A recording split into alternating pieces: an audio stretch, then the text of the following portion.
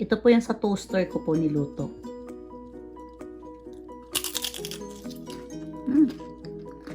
Itong gagawin ko po ngayon ay pwedeng pulutan, pwedeng chichirya ng mga bata. Yan.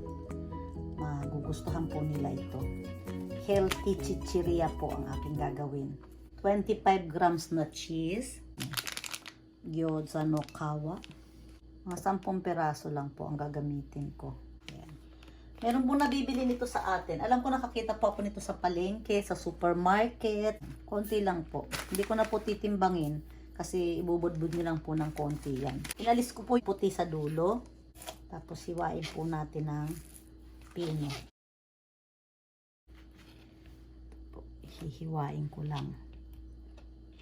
Magugustuhan po ito ng mga bata. Ayan na po ang ating mga sangkap. Hindi po tayo gagamit ng mantika.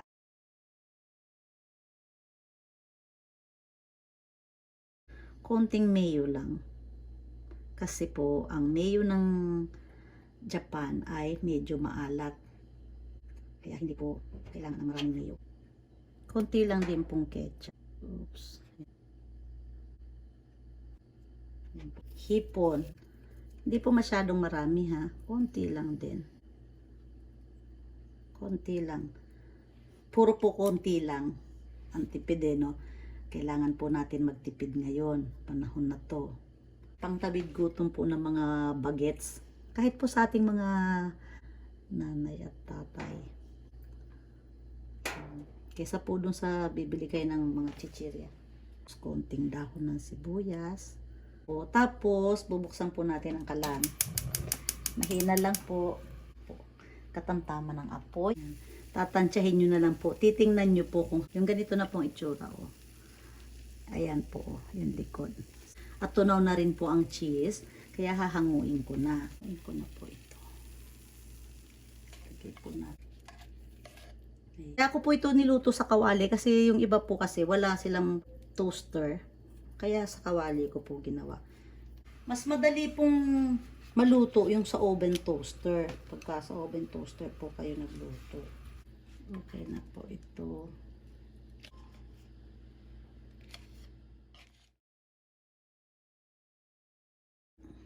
Okay po natin dyan. Magkaiba po ang itsura niya. Oh. Kasi yung ilalim at ibabaw ang naluto. Yan. Dito po ako sa yung una po nating niluto. Itadakimasu.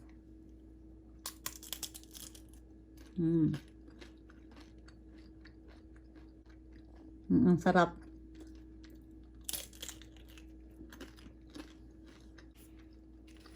Ito po. Ito po yan sa toaster ko po niluto.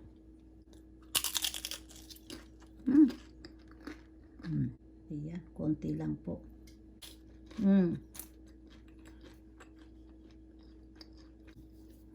Try nyo po ito. Napaka-healthy snack. Ayan. Ito po. Inom ako ng soda po ito eh. Kampay! Cheers! Oh, ang sarap.